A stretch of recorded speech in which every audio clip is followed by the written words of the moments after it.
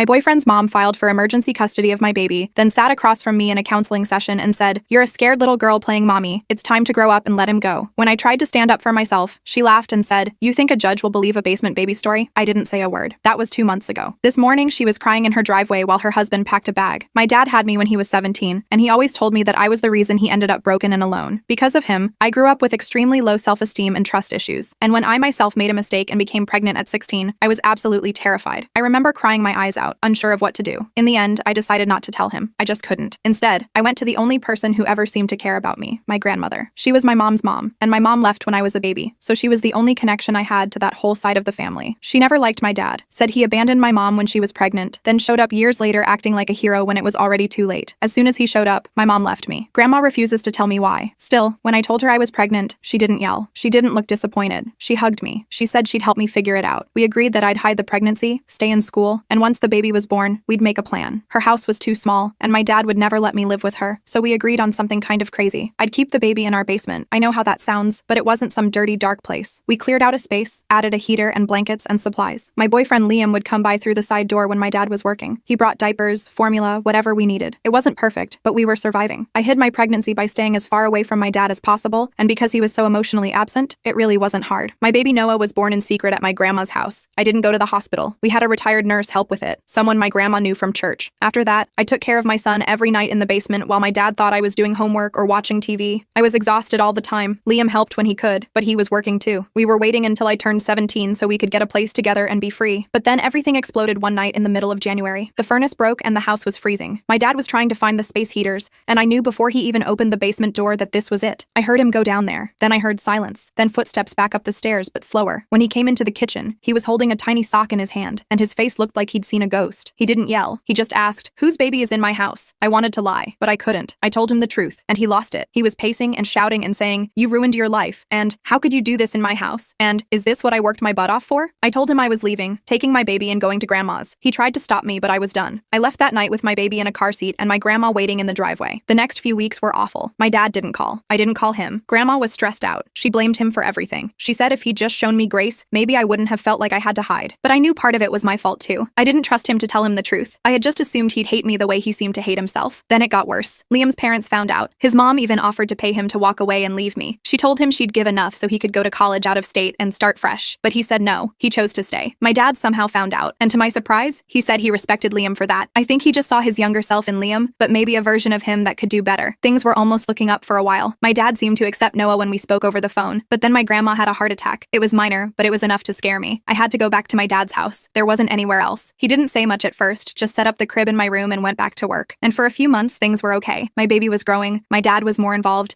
and Liam was as present as a dad in his situation could be. But then it happened. We were trying to rebuild something one night when CPS showed up. Someone had reported an unfit environment for an infant. All hell broke loose. My grandma thought my dad did it. My dad thought grandma did it. They argued in front of the social worker about it. It was a mess. The worker had to get them to calm down. We sat down with her soon after and explained everything, the entire history, the full truth of how Noah got here. And that's when she revealed something that made my jaw drop. The person who reported us wasn't grandma or my dad. It was Liam's mom, Jessica. She wanted the baby taken away so Liam wouldn't have to ruin his life. My jaw literally dropped. I knew Jessica didn't approve of me, but I never thought she'd go this far. She wants Noah taken away, I said, the realization hitting me hard. She thinks if Noah's gone, Liam will go to college and forget about us. Dad looked furious. Grandma reached over and squeezed my hand. The CPS worker, who I will call Barbara, explained that the case would remain open while they investigated. She said they'd need to interview Liam and his parents too. Before she left, she told me that in cases like this, they try to keep families together if possible, but I needed to demonstrate that I could provide proper care for Noah. As soon as she left, I called Liam. He was shocked when I told him about his mom. He swore he had no idea she would do something like this. I believed him. Liam's always been honest with me, sometimes brutally so. He promised to talk to his mom, make her understand that this wasn't helping anyone. The next few weeks were intense. I was constantly on edge, worried that CPS would show up again and take Noah. I made sure the house was spotless. I kept detailed records of Noah's feedings, diaper changes, and naps. I read every baby book I could find at the library. Dad helped more than I expected, installing baby gates and outlet covers throughout the house. Liam confronted his mom, but it didn't go well. He came over afterward with a red mark on his cheek where she'd slapped him. I was horrified, but he brushed it off. He said his mom was just upset and would come around eventually. I wasn't so sure. There was something in Jessica's eyes when she looked at me and Noah, something cold and calculating. A week later, Jessica showed up at our house. Dad let her in before I could object. She was wearing this fake sympathetic expression that made my skin crawl. She said she wanted to apologize and help us work things out. I didn't trust her for a second, but Dad seemed to buy it. He offered her coffee, and they sat at the kitchen table while I stood by the doorway, ready to grab Noah and run if needed. I realize now that I overreacted, Jessica said, stirring sugar into her coffee. I was just worried about Liam's future, but I see how much he cares about you and the baby. She suggested that we all meet with a family counselor to discuss how to co-parent effectively. It sounded reasonable on the surface, but something felt off. Why the sudden change of heart? I agreed cautiously, mostly to get her out of our house. After she left, Dad said he thought she seemed sincere. I wasn't convinced. Grandma was even more suspicious when I told her about it on the phone later. She warned me to be careful, that people like Jessica don't change overnight. The family counseling session was scheduled for the following week at some office downtown. Liam seemed hopeful that his mom was finally accepting our situation. I wanted to believe it too, but I couldn't shake this feeling of dread. The day before the counseling session, I got a text from a number I didn't recognize. It was a screenshot of an email from Jessica to a lawyer,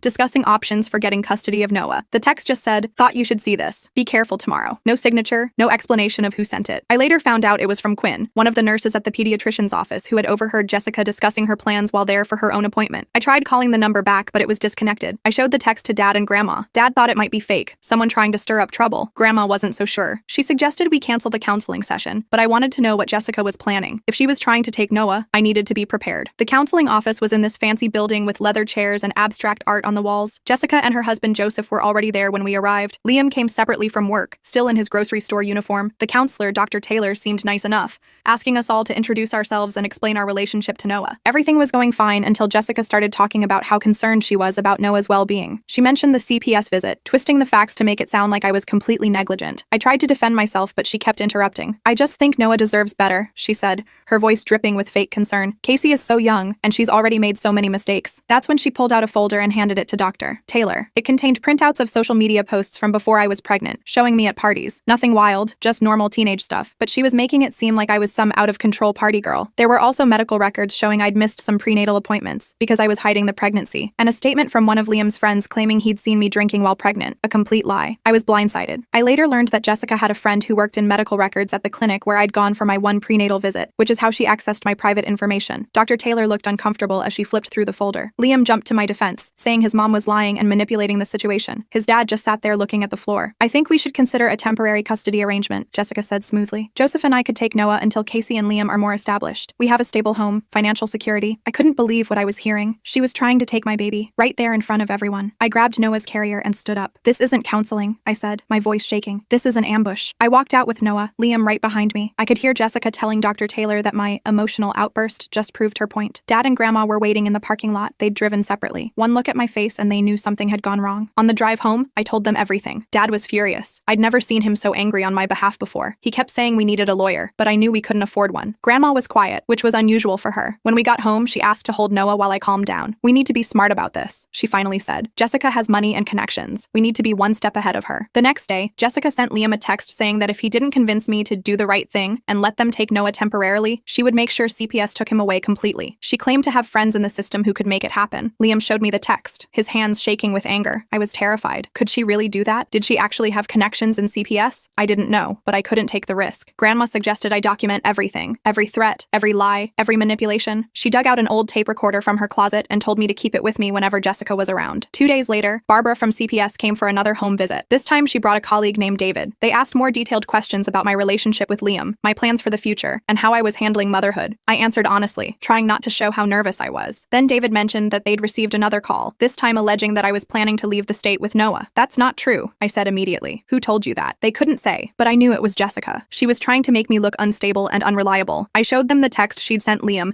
explaining that she was trying to manipulate the situation to get custody of Noah. David seemed concerned and made a note of it, but Barbara's face remained neutral. After they left, I broke down crying. It felt like everything was spiraling out of control. Dad awkwardly patted my shoulder, then surprised me by pulling me into a real hug. It was the first time he'd hugged me since I was little. "We're not going to let them take Noah," he said firmly. "I didn't do right by you growing up, but I'm going to do right by you and Noah now." His words meant more to me than he probably realized. For the first time, I felt like we were actually on the same team. The next week was a blur of CPS visits, threatening texts from Jessica, and sleepless nights. Liam's dad Joseph showed up one evening looking uncomfortable. He said he didn't agree with what Jessica was doing, but he didn't know how to stop her. He slipped me an envelope with $500 in cash, saying it wasn't much but might help if we needed a lawyer. I was surprised. I'd always thought Joseph was completely under Jessica's thumb. Then things got even weirder. I started noticing a black SUV parked down the street from our house. The same car would sometimes follow me when I took Noah to the doctor or to visit Grandma. I pointed it out to Dad, who took down the license plate number but couldn't see who was driving through the tinted windows. One day, I was at the grocery store with Noah when I ran into Jessica. She acted surprised to see me, but I had a feeling it wasn't a coincidence. She cooed over Noah, asking to hold him. I refused as politely as I could. could. Her smile tightened. You know, Casey,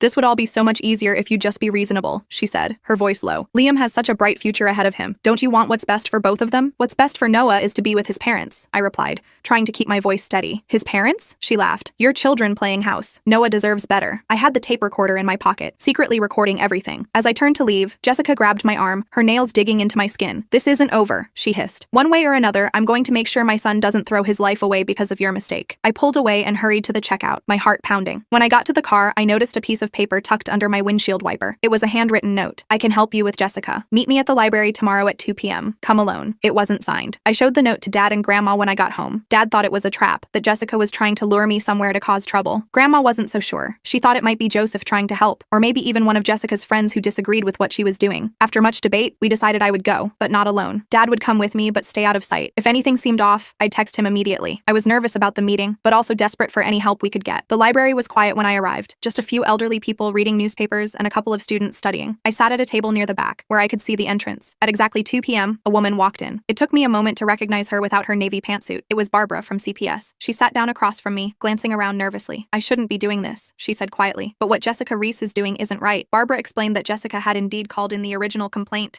but she'd also been calling repeatedly since then with new allegations. She'd even sent emails with doctored photos trying to make it look like Noah was being neglected. Barbara had become suspicious when the allegations kept changing, and none of them matched what she'd observed during her visits. She claimed to know my supervisor, Barbara said. She implied that if I didn't recommend removing Noah, she'd make trouble for me. But I've been doing this job for 15 years, and I know a vendetta when I see one. I was shocked. Jessica had gone even further than I thought. Barbara advised me to keep documenting everything, and to consider getting a restraining order if Jessica's behavior escalated. She couldn't officially help me beyond doing her job fairly, but she wanted me to know what we were up against. As she got up to leave, she paused. For what it's worth, from what I've seen, you're doing a good job with Noah. Don't let anyone tell you otherwise. Her words gave me a boost of confidence I desperately needed. I texted Dad that everything was okay, and he met me outside. On the drive home, I filled him in on what Barbara had said. He was quiet for a while, then said, "Your mom would be proud of you." It was the first time he'd mentioned my mom in a positive way. I wanted to ask more, but I could tell from his expression that the subject was closed for now. When we got home, there was a fancy envelope in the mailbox. Inside was an invitation to a mediation session at Jessica and Joseph's house that weekend. The invitation said it would be a chance for all of us to discuss Noah's future in a neutral, supportive environment. Dad snorted when he read that part. Their house is about as neutral as a shark tank, he muttered. I knew it was probably another trap, but ignoring it might make us look uncooperative to CPS. After talking it over with Grandma and Liam, we decided I would go, but with backup. Dad, Grandma, and Liam would all come with me. Safety in numbers. The day of the mediation, I was a nervous wreck. I dressed Noah in his cutest outfit and packed an extra full diaper bag. I wore the nicest clothes I had, jeans without holes and a sweater Grandma had given me for Christmas. I wanted to look responsible and mature, not like the reckless teenager Jessica was painting me as. Jessica and Joseph's house was in the fancy part of town, with manicured lawns and 3-car garages. Their living room was straight out of a magazine, white couches that looked like no one ever sat on them, and glass tables with no fingerprints. I immediately felt out of place. To my surprise, Dr. Taylor from the counseling center was there, along with a man Jessica introduced as William, their family attorney. My stomach dropped. We hadn't brought a lawyer. We couldn't afford one. I glanced at Dad, who looked as uncomfortable as I felt. Before we begin, Jessica said with a smile that didn't reach her eyes, I thought we could all have some refreshments. She gestured to a spread of fancy cheese and crackers on the dining table. As we awkwardly stood around the food, Jessica pulled me aside saying she wanted to show me something in the kitchen. Remembering Grandma's advice, I slipped my hand into my pocket and turned on the tape recorder. In the kitchen, Jessica dropped the friendly act. This can go one of two ways, she said in a low voice. Either you agree to let us take Noah temporarily while you and Liam finish school, or we take this to court. And trust me, you don't want that. Is that a threat? I asked, trying to keep my voice steady. It's reality, Casey. We have resources you don't. We can provide for Noah in ways you simply can't right now. Don't you want what's best for him? What's best for him is to be with his mother, I said firmly. Jessica's face hardened. His mother is a child who hid her pregnancy and kept a baby in a basement for weeks. How do you think that will sound to a judge? Before I could respond, Liam walked in. He must have seen something in my face because he immediately asked what was going on. Jessica switched back to her sweet voice, saying we were just having a heart-to-heart. When we returned to the living room, William the attorney started explaining the agreement they'd drawn up. It outlined a plan where Noah would live with Jessica and Joseph during the week, and I could have him on weekends. They would cover all his expenses and set up a college fund for him. In exchange, I would agree not to interfere with their parenting decisions. It wasn't J-int custody they were offering. It was them taking my son and allowing me limited visitation. I looked at Liam, who seemed as shocked as I was. Dad was turning red with anger, and Grandma's lips were pressed into a thin line. This is ridiculous, Dad burst out. You can't just take someone's child because you have more money. Jessica smiled tightly. We're offering a solution that benefits everyone, especially Noah. If Casey truly loves her son, she'll want what's best for him. That's when I'd had enough. I stood up, holding Noah close to my chest. What's best for Noah is to grow up knowing his parents love him and never thought of him as a burden or a mistake. I'm not signing anything. Jessica's smile disappeared. Then we'll see you in court. And don't think for a minute that you'll win. As we were leaving, Joseph followed us out out to the car. He looked uncomfortable, glancing back at the house like he was afraid Jessica might see him talking to us. "I'm sorry about all this," he said quietly. "Jessica, she gets fixated on things. Once she decides something, there's no changing her mind." "So you're just going along with it?" Liam asked, clearly disappointed in his father. Joseph sighed. "I'm trying to minimize the damage. But listen, if it goes to court, there are things you should know." He glanced at his watch nervously. "I can't talk now. I'll call you." We drove home in tense silence. I was terrified of going to court. We couldn't afford a lawyer, and Jessica had made it clear she was willing to play dirty. What if a judge believed her lies? What if they took Noah away? When we got home, I put Noah down for a nap, and then broke down crying at the kitchen table. Dad awkwardly patted my shoulder, then surprised me by making hot chocolate, something he used to do when I was little and upset. "We'll figure this out," he said, sliding a mug toward me. "I promise." That night, after everyone was asleep, I sat in my room looking at Noah in his crib. He was sleeping peacefully, unaware of the storm surrounding him. I took out my phone and started researching custody laws, trying to understand what we were up against. The legal jargon made my head spin, but one thing was clear. Without a lawyer, our chances weren't good. The next morning, Joseph called Liam as promised. He said Jessica had been gathering evidence against me for weeks. The doctored photos Barbara mentioned, statements from people claiming they'd seen me neglecting Noah, even medical records she'd somehow obtained through her friend at the clinic. He warned that she was planning to file for emergency custody, claiming Noah was in immediate danger. "When?" Liam asked, his voice tight with worry. "Tomorrow," Joseph replied. "I've been trying to talk her out of it, but she won't listen. She's convinced she's doing the right thing." After hanging up, Liam relayed the conversation to me, Dad, and Grandma. We were running out of time and options. That's when Grandma suggested something unexpected. "What if we went public with what Jessica's doing?" she said. "Small town like this, reputation matters. If people knew she was trying to stall a baby from his mother," Dad shook his head. "That could backfire. What if people believe her version instead?" I thought about the tape recordings I'd been collecting, Jessica's threats, her admission that she was using her resources against us, her manipulation. Maybe there was a way to use them. That afternoon, I got a text from an unknown number. Jessica filed the emergency petition. Hearing scheduled for tomorrow at 2 p.m. Joseph. Panic set in. We had less than 24 hours to prepare. Dad called around trying to find a lawyer who would help us on short notice, but the few who were willing wanted thousands of dollars up front, money we didn't have. That evening, while I was feeding Noah, there was a knock at the door. Dad answered it and came back looking confused, holding a thick manila envelope. "Some kid on a bike delivered this," he said, handing it to me. Wouldn't say who it was from. Inside was a USB drive and a note that said simply, "Use this if you need to. Good luck tomorrow." We plugged the USB into Dad's old laptop. It contained dozens of files, emails between Jessica and various people, including her friend at the hospital where I'd taken Noah for his checkups. She'd been trying to get his medical records illegally. There were also screenshots of text messages where she discussed her plan to get custody of Noah, admitting it was to free Liam from his mistake. Most damning of all, there was a recorded phone call where she offered money to someone to testify that they'd seen me neglecting Noah. We were shocked. Who had sent this? The only person who made sense was Joseph. But would he really turn against his wife like that? Regardless of where it came from, we now had evidence of Jessica's manipulation and illegal actions. The question was, how to use it effectively without a lawyer to guide us. Grandma had an idea. Her neighbor's daughter Patricia was a paralegal at a law firm in the next town over. Maybe she could give us some advice, even if she couldn't represent us. It was worth a shot. Patricia agreed to meet us that night after work. She reviewed the evidence and our case, explaining that while she couldn't represent us in court, she could help us prepare. She stayed until midnight, helping us organize our evidence and coaching me on what to say and how to behave in court. "The judge will be looking at what's in the best interest of the child," Patricia explained. "You need to show that you're a responsible, loving mother who can provide a stable home for Noah." The next morning, I dressed in the most professional outfit I owned, black pants and a blue blouse I'd worn to a school presentation last year. I did my hair neatly and put on minimal makeup, trying to look mature and responsible. Dad wore a tie for the first time in years, and Grandma wore her church dress. Liam met us at the courthouse, looking nervous in dress pants and a button-up shirt. Jessica and Joseph were already there with their attorney. Jessica looked perfectly put together in an expensive-looking suit, her hair and makeup flawless. She gave me a smug smile as we walked in, clearly confident in her victory. The courtroom was smaller than I expected, with just a few rows of seats and a raised desk where the judge would sit. Our case was called, and we all moved to the front. Jessica's attorney William spoke first, painting a picture of me as an irresponsible teenager who had hidden her pregnancy and kept a newborn in unsafe conditions. He mentioned the CPS investigation and implied that I was unfit to care for Noah. When it was my turn to speak, my voice shook at first, but I remembered Patricia's advice and took a deep breath. I explained how I had been afraid to tell my dad about the pregnancy because of our difficult relationship, how Grandma had helped me, and how we had made the basement as safe and comfortable as possible for Noah during those first few weeks. I admitted it wasn't ideal, but emphasized that I had always put Noah's needs first. Then I presented the evidence from the USB drive, explaining how Jessica had been manipulating the situation from the beginning. The judge looked increasingly concerned as she reviewed the emails and listened to the recorded phone call. Jessica's face went from smug to panicked. Her attorney tried to object, saying the evidence had been obtained illegally, but the judge overruled him. She wanted to hear everything. When I played the recording of Jessica threatening me in the grocery store, Jessica stood up, her face red with anger. "She's lying," she shouted. "She's manipulated those recordings." The judge called for order and asked Jessica to sit down. William was whispering urgently to her, trying to get her to calm down, but she shook him off. "This is ridiculous," Jessica continued, her voice rising. "We can provide a proper home for that child. She's just a child herself." The judge banged her gavel. "Mrs. Reese, control yourself, or I'll hold you in contempt." Jessica sat down, but the damage was done. Her outburst had shown her true colors. The judge called a brief recess to review review all the evidence. As we waited outside the courtroom, I noticed Joseph talking quietly to Liam. He looked defeated. When we returned to the courtroom, the judge announced her decision. She denied Jessica's petition for emergency custody,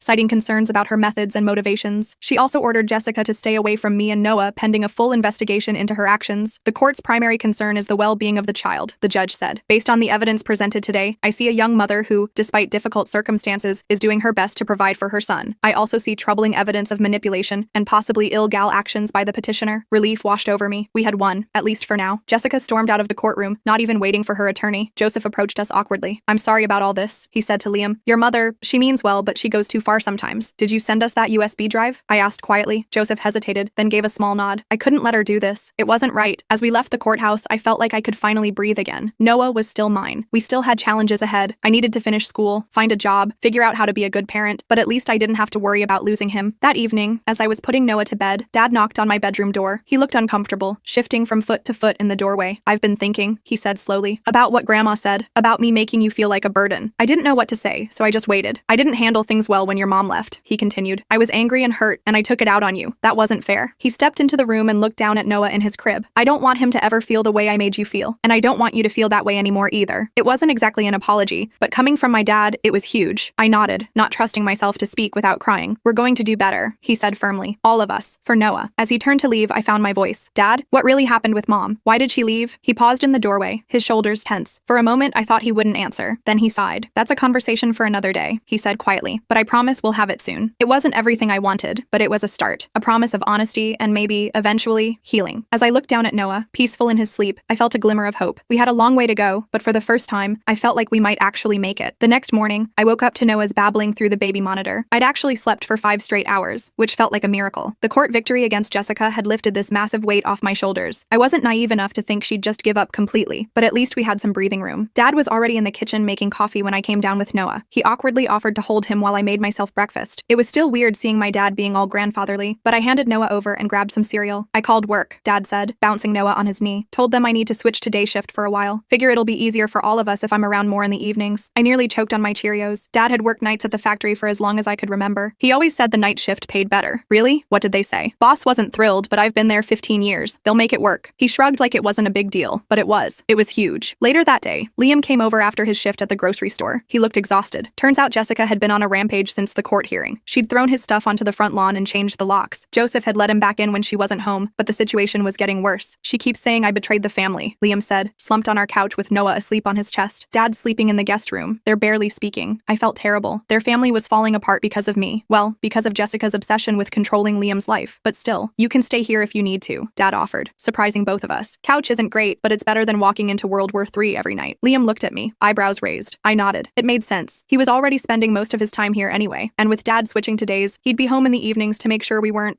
not that we had the energy for anything with a newborn baby anyway. The next few weeks settled into a weird new normal. Liam slept on our couch and helped with Noah before and after his shifts at the grocery store. Dad taught him how to change the oil in his car and fix a leaky faucet. I started doing online classes to finish elevated school while Noah napped. Grandma came over most days to help out and cook actual meals instead of the frozen pizza and mac and cheese we'd been living on. It wasn't perfect, but it was working. Noah was growing like crazy, smiling all the time now. The CPS case was still technically open, but Barbara had told us it was just a formality at this point. As long as we kept taking Noah to his checkups and I stayed in school, everything would be fine. Then one Tuesday afternoon, there was a knock at the door. I was alone with Noah, Dad was at work, and Liam was at school. I peeked through the window and saw a woman I didn't recognize. She was maybe in her 30s with dark hair pulled back in a ponytail. She didn't look like another CPS worker or one of Jessica's friends, so I cautiously opened the door. Can I help you? I asked, holding Noah on my hip. The woman stared at Noah with this weird intensity that made me take a step back. Her eyes were exactly like mine, exactly like Noah's. Casey, she said, her voice shaky. I'm Mary. I'm your mother. I nearly slammed the door in her face. My mom, the woman who abandoned me as a baby, was standing on our porch like it was totally normal to show up after 16 years. I felt dizzy. What are you doing here? I managed to ask, tightening my grip on Noah. Your grandmother called me, she said. She thought, with everything that's happened, that it was time. I was going to call Grandma. How dare she contact my mom without telling me? I stood there frozen, not knowing what to do. Part of me wanted to scream at this woman to leave. Another part had a million questions I'd been saving up my whole life. Can I come in? She asked, just to talk. I understand if you don't want to. Against my better judgment, I stepped aside. She walked into our living room, looking around at the baby toys scattered everywhere, the blankets folded on the couch where Liam slept. I didn't offer her anything to drink or invite her to sit. I just stood there, waiting. He's beautiful, she said, nodding toward Noah. What's his name? Noah, I replied automatically. Why are you here? Really? Mary sighed and sat down on the edge of the couch. Your grandmother told me about the custody battle, about this woman woman trying to take your baby. It brought up a lot of things for me. I stayed standing, keeping Noah close. What things? Things I should have told you a long time ago. She looked down at her hands. Things about why I left. I'd imagined this conversation so many times over the years. In my head, I was always cool and detached, telling her I didn't care why she left, that I was fine without her. But now that she was actually here, I found myself sitting down across from her, desperate to finally know the truth. Your dad and I were so young when I got pregnant, she started. 17, just like you were. His parents wanted nothing to do with me or the baby. My parents, your grandparents, were supportive, but they couldn't support us financially. We were on our own. This wasn't news to me. Grandma had told me this much. Your dad left when I was about 6 months pregnant, Mary continued. Just disappeared. No note, no call, nothing. I had you alone, lived with my parents, tried to make it work. It was hard, but we were managing. I glanced down at Noah, trying to imagine doing all this without Liam, without dad, without grandma. It would be impossible. Then when you were about 8 months old, your dad showed up again, said he'd changed, wanted to be a family. I was so tired, so lonely. I believed him. Her voice cracked. We got a little apartment together. Things were okay for a few weeks. Then he started drinking, staying out late. We fought all the time. She paused, like she was trying to find the right words. One night, it got bad. Really bad. He'd never hit me before, but that night, I was scared, Casey. Scared for myself and scared for you. I felt sick. Dad had hit her. He'd never been violent with me, ever. Emotionally distant, sure. Verbally harsh sometimes, definitely. But physical? Never. I packed a bag while he was passed out, took you to my parents' house. The next day, he showed up, sober and crying, swearing it would never happen again. My mom wanted me to stay away from him, but my dad, he thought everyone deserved a second chance. Said your dad was just a kid who'd made a mistake. Mary wiped at her eyes. So I went back. Things were better for a while. Then one night, about 2 months later, it happened again. Worse this time. I had to go to the emergency room. Your grandparents took care of you while I was there. I couldn't believe what I was hearing. This didn't sound like my dad at all. But why would she lie about this? When I got out of the hospital, I went to get you from my parents. But your dad had already been there. He'd told them I was mentally unstable, that I'd hurt myself and was making up stories about him. He had bruises too, said I'd attacked him. He'd convinced them to let him take you. That's not possible, I said, finding my voice. Grandma would never have let him take me if she thought he was dangerous. Not your grandmother, your grandfather, Mary clarified. He always liked your dad, thought he was just misunderstood. By the time my mom got home from work, you were gone. Your dad had taken you to his parents' house. I remembered Grandma saying that Grandpa had died when I was about 2. I'd never really known him. I tried to get you back, Mary continued, but I had no money for a lawyer. Your dad's parents suddenly decided they wanted to be involved now that he had custody. They hired an attorney. They painted me as unstable, unfit. The court gave him temporary custody while they investigated. She took a deep breath. Then your dad disappeared with you, just packed up and moved in the middle of the night. His parents claimed they didn't know where he'd gone. By the time I tracked you down 6 months later,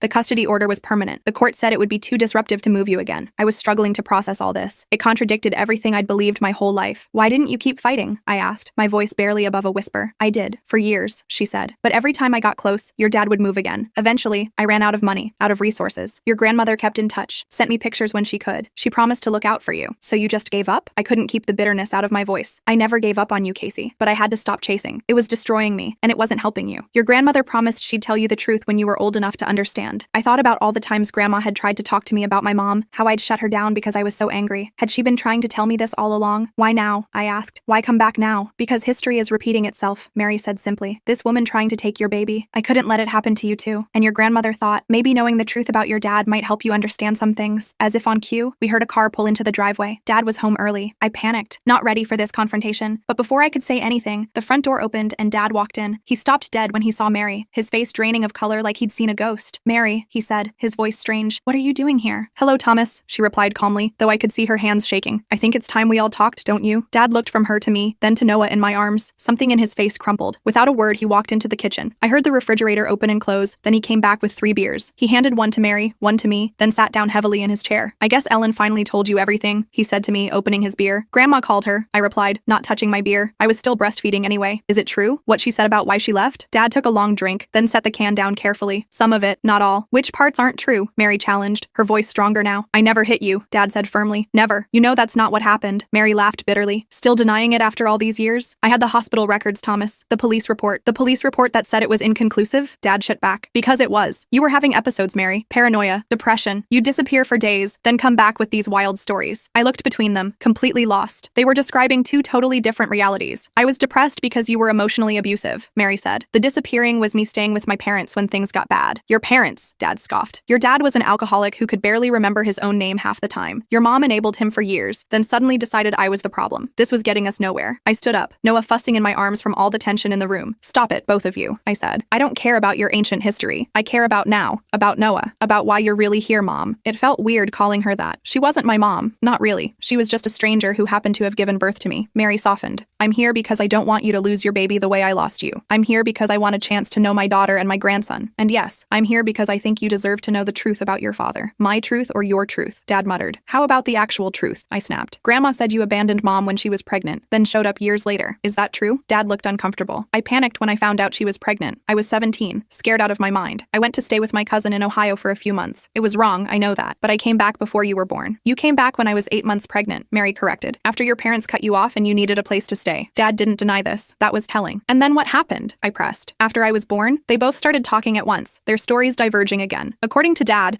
Mary had postpartum depression that turned into something more serious. According to Mary, Dad was controlling and abusive, isolating her from her family. The only thing they seemed to agree on was that they fought constantly, and that eventually, Dad got custody of me and left town. I was getting a headache trying to figure out who was telling the truth. Maybe they both believed their own versions. Maybe the truth was somewhere in the middle. Look, I finally said, interrupting their bickering. I don't know what really happened between you two, but I do know that Dad's been here, raising me, however imperfectly. And you haven't, I said to Mary. So if you're here expecting some big mother-daughter reunion, I'm sorry, but that's not happening. Mary looked hurt, but nodded. I understand. I just want a chance to know you, Casey, and Noah, on whatever terms you're comfortable with. I looked at Dad. Despite everything I just heard, he was still my dad, the person who'd been there, even when he was emotionally distant, the person who was trying to do better now. I need time to think, I said honestly. This is a lot to process. Mary stood up. Of course. I'm staying at the Holiday Inn for a few days. Here's my number. She handed me a slip of paper. Call me if you want to talk more. After she left, Dad and I sat in silence for a long time. Noah had fallen asleep in my arms, oblivious to the emotional tornado that had just blown through our lives. I wasn't perfect, Dad finally said. I made a lot of mistakes, but I never hit your mother, Casey. Never. I nodded, not because I necessarily believed him, but because I didn't know what else to do. I'm going to put Noah down for his nap. Upstairs in my room, I laid Noah in his crib and just watched him sleep for a while, his little chest rising and falling, his perfect tiny fingers. I thought about what Mary had said, about history repeating itself. Was that what was happening? Was Jessica trying to take Noah the way Dad had supposedly taken me? But it wasn't the same. Jessica wasn't Noah's parent. She had no right to him. And whatever had happened between my parents, Dad had legal custody of me. He might not have been father of the year, but he'd kept me fed, housed, and safe. I called Grandma that evening after Dad went to bed. I was still mad at her for contacting my mom without telling me, but I needed her perspective. Why didn't you ever tell me the whole story? I asked as soon as she picked up. Grandma sighed. I tried, sweetheart, so many times, but you were either too young to understand or too angry to listen. And your father, he made it clear there would be consequences if I told you certain things. What things? What really happened, Grandma? The truth is complicated, she said carefully. Your mother struggled after you were born. That part is true. But your father, he had a temper back then. A bad one. There were incidents. Did he hit her? I asked directly. Grandma was quiet for a moment. There was one night. I came to your apartment and found your mother with bruises. Your father said she'd fallen. She told me a different story when he wasn't around. I closed my eyes, trying to reconcile this with the father I knew. But he's never been violent with me. Ever. People change, Casey. Losing your mother, having to raise you alone, it sobered him up in more ways than one. I think he's carried a lot of guilt all these years. That actually made sense. The drinking, the emotional distance, the constant reminders that I'd ruined his life. Maybe it wasn't about me at all. Maybe it was about his own guilt. What should I do about Mary? I asked. She wants to be in my life, in Noah's life. That's entirely up to you, sweetheart, Grandma said. She's made mistakes too, but she's never stopped loving you. After we hung up, I sat on my bed thinking for a long time about parents and children, about mistakes and forgiveness, about the cycles we repeat and the ones we break. The next morning, I called Mary and invited her to come over. I also texted Liam and asked him to be there. This affected him and Noah too. When Mary arrived, we all sat in the living room. Me, Liam, Mary, and Dad. Noah was happily playing in his bouncer, oblivious to the tension. I've been thinking about everything, I started, and I don't know if I'll ever know exactly what happened between you two, but I do know that I don't want Noah growing up in the middle of adult conflicts the way I did. I looked at Dad. You've been trying to do better lately. I see that, and I appreciate it. Then I turned to Mary. I'm not ready for a mother-daughter relationship. I don't know if I'll ever be, but I'm willing to get to know you slowly, as a person. And if that goes well, maybe you can be part of Noah's life too. Mary nodded, tears in her eyes. That's more than I hoped for. Thank you. There are conditions, I continued. No bad-mouthing each other in front of Noah. No trying to turn him against anyone. No using him as a pawn the way I was used. Both my parents nodded solemnly. And one more thing, I said, looking directly at Dad. I need you to tell me the truth someday. The whole truth. When you're ready. Dad looked down at his hands, then back at me. I will. I promise. It wasn't a perfect solution. There were still a lot of unanswered questions and unresolved feelings, but it was a start. A chance to break the cycle. To do better for Noah than our parents had done for us. As for Jessica, we didn't hear from her for a while after the court hearing. Joseph told Liam she'd gone to stay with her sister in Florida. Maybe she was finally accepting that she couldn't control Liam's life anymore, or maybe she was just regrouping for another attack. Either way, we were ready. Liam eventually moved into Grandma's house after she offered him her spare room. It made more sense than him sleeping on our couch forever, and it gave us some space to figure out our relationship without the pressure of living together. He still came over every day to see Noah, and we were slowly building a future together. I finished my elevated school classes online and even started taking some community college courses. Dad switched permanently to day shift and became surprisingly involved with Noah. Sometimes I'd come home to find them napping together on the couch, Noah sprawled across Dad's chest. Mary kept her promise to take things slow. We'd meet for coffee once a week, just talking and getting to know each other. I wasn't ready to call her mom yet, but I was starting to see her as a person, not just the woman who abandoned me. One evening, About 6 months after everything happened, Dad came into my room while I was getting Noah ready for bed. He sat on the edge of my bed and watched us for a minute. I hit her, he said quietly. Your mother. Not often, just twice. But that was twice too many. I stopped what I was doing, shocked that he was finally admitting it. I was drinking a lot back then, angry all the time, scared of failing as a father. He stared down at his hands. It's no excuse. There is no excuse. But I want you to know that I've regretted it every day since. I didn't know what to say. Part of me was angry that he'd lied for so long. Another part was relieved to finally know the truth. I took you because I was afraid, he continued. Afraid she'd keep you from me. Afraid of what would happen to you if I wasn't around. And then once I had you, I was terrified of screwing up. So I kept everyone at a distance. Even you. He looked up at me, his eyes wet. I'm sorry, Casey, for all of it. I nodded, not quite ready to say I forgave him, but acknowledging his apology. It was another step forward. As I put Noah to bed that night, I thought about how complicated families are, how we hurt each other, disappoint each other, but somehow still love each other through it all. How we carry our parents' mistakes with us, but we don't have to repeat them. Noah wouldn't grow up thinking he was a burden. He wouldn't grow up in the middle of custody battles or family secrets. He would grow up knowing he was loved by me, by Liam, by his grandparents, all of them, even Jessica in her misguided way. It wasn't the family I'd imagined, but it was ours, and we were making it work, one day at a time.